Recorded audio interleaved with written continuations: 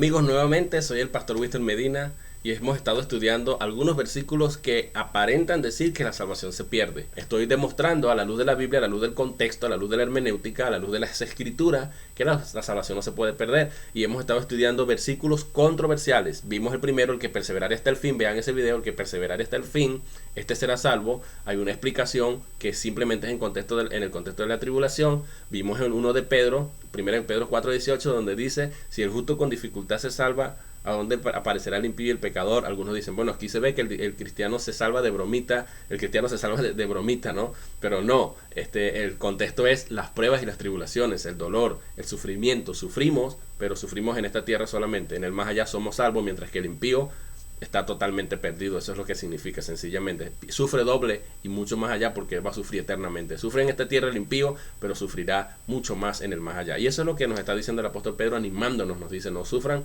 por malhechor, por entremeterse en lo ajeno, por ladrón. Si sufren por Cristo, no se avergüencen, porque el glorioso Espíritu de Dios reposa sobre vosotros, etcétera. Eso es la explicación que di en los dos videos anteriores. Y en esta oportunidad, pues quiero traer a colación un versículo que también esgrimen para decir: no, mira, aquí dice esto. Fíjense, este es el versículo: el que venciere, entre otras cosas que Dios va a hacer, dice: y no borraré su nombre del libro de la vida. Apocalipsis 3:5. Y es verdad, Dios no va a borrar el nombre del libro de la vida. Lo que ellos dan a entender es que el cristiano que no dé fruto, o el cristiano que se aparta, se descarría, como ellos dicen, entonces lo borra Dios del libro de la vida. Pero eso significaría, como digo yo en el primer video de si se pierde la salvación, significaría entonces que Dios borra al que se descarrió, y si se vuelve a reconciliar, como ellos dicen, lo vuelve a anotar. Se volvió a apartar o cometió algún pecado, pum, lo borró y después lo vuelve a anotar. Entonces tendría Dios que anotar y borrar todo el tiempo. Imagínense, Dios estará cansado de tanta gente que se aparte, llegue y se bautice y se volvió a descarriar, se volvió a reconciliar, etcétera, etcétera. Eso es algo absurdo. Este pasaje no puede significar eso. Voy a mostrarles varios pasajes de la Biblia que suponen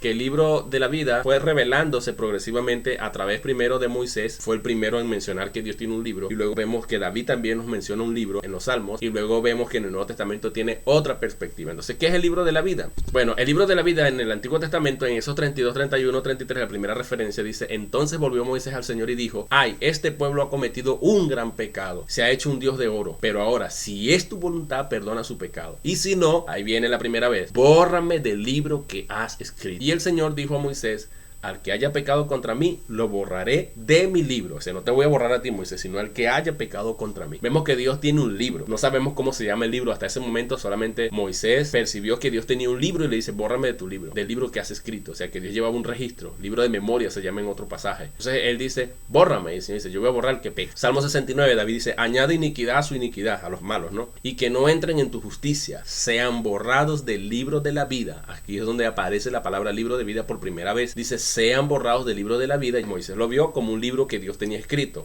No le llamó libro de vida, pero David lo percibe como el libro de vida y dice: y no se han escrito con los justos. En Malaquías dice: entonces los que temían al Señor se hablaron unos a otros, y el Señor prestó atención y escuchó.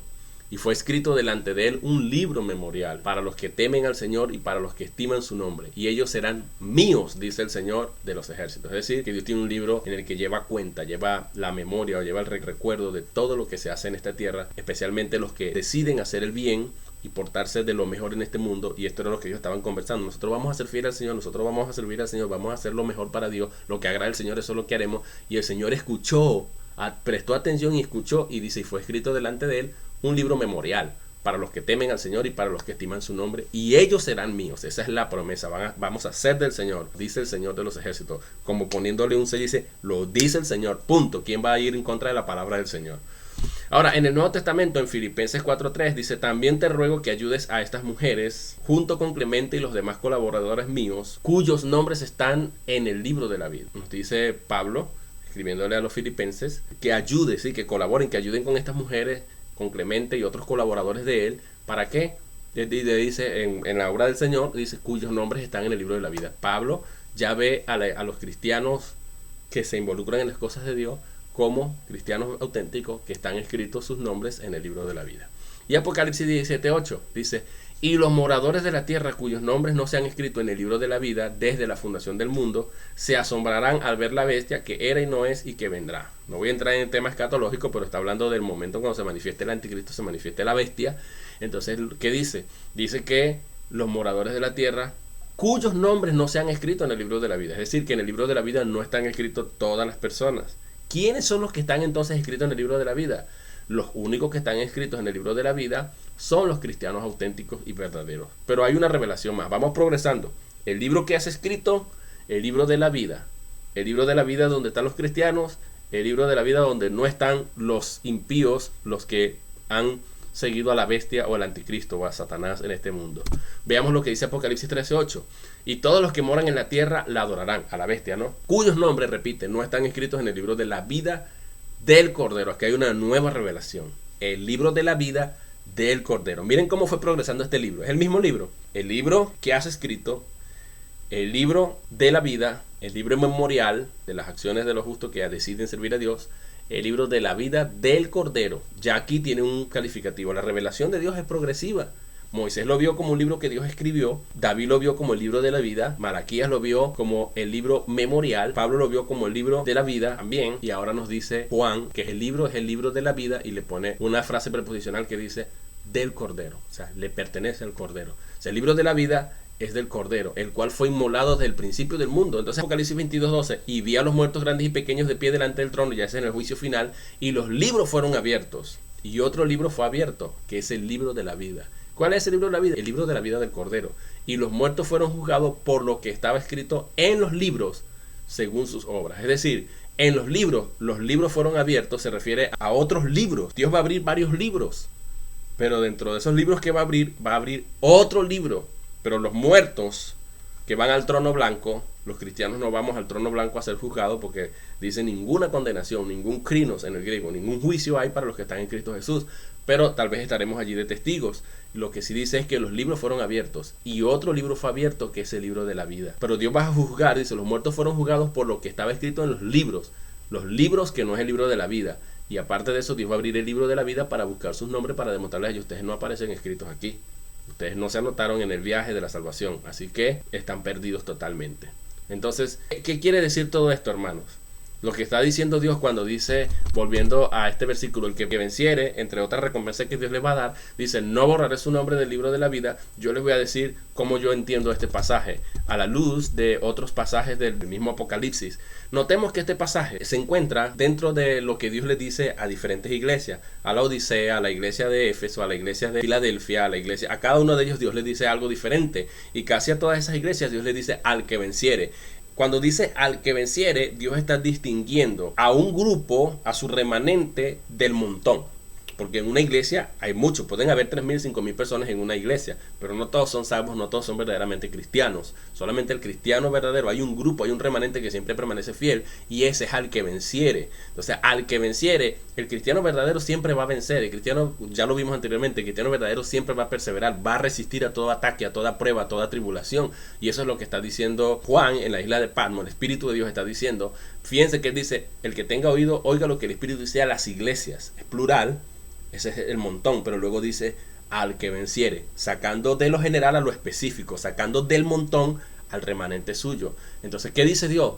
No lo borraré, entre muchas cosas que le va a dar, dice, no lo borraré del libro de la vida. Esa palabra al que venciere se repite en varias iglesias. O sea, no es nada más a esta iglesia que Dios le dice, al que venciere, no lo borraré del libro de la vida. Algunos le dicen, los pondré como columna en el templo.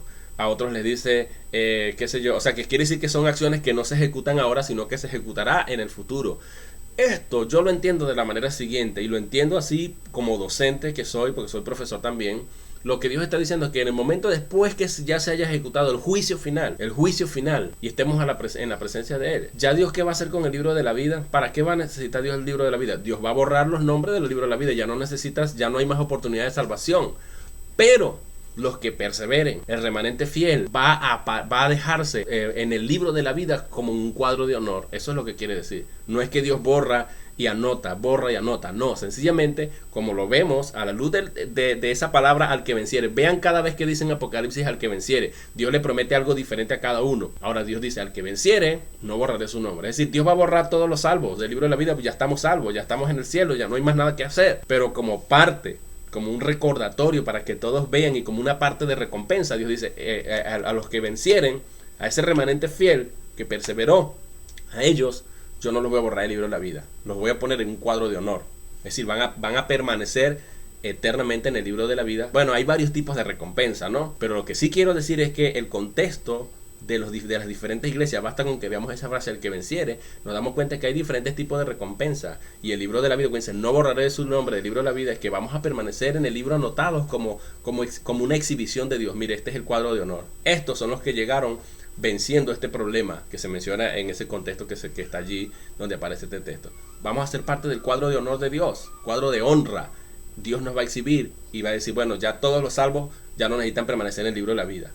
Pero estos que pasaron por esto, vamos a dejarlo en el libro de la vida y van a ser como el álbum, como el cuadro de honor, donde se dice, mira, estos atravesaron este momento de tribulación, de angustia, de prueba, lo que dice en ese contexto de ese pasaje, y estos merecen permanecer aquí y no ser borrados. Eso es lo que significa. Así lo percibo yo, así lo veo a la luz del contexto, a la luz de los textos paralelos. Que Dios me les bendiga, sigan adelante y veamos luego otro pasaje en Hebreos. Vamos a estudiar ahora Hebreos y vamos a ver cómo podemos entender lo que dice la Biblia sobre la salvación. ¿Se pierde o no se pierde? Vean ustedes cómo hemos estado analizando hasta ahora que la salvación no puede perderse. Lo que hay es una mala interpretación y una explicación o interpretación fuera de contexto. Un texto fuera de su contexto se convierte en un pretexto para justificar lo injustificable. Cuidado con la eisegesis, que es explicar o querer interpretar a conveniencia un pasaje que, a la luz del contexto y a la luz de la intención que tenían los autores sagrados, inspirados por el Espíritu Santo, no tenían en mente. Que Dios les bendiga y sigamos adelante. No se pierdan el próximo video, que será el último.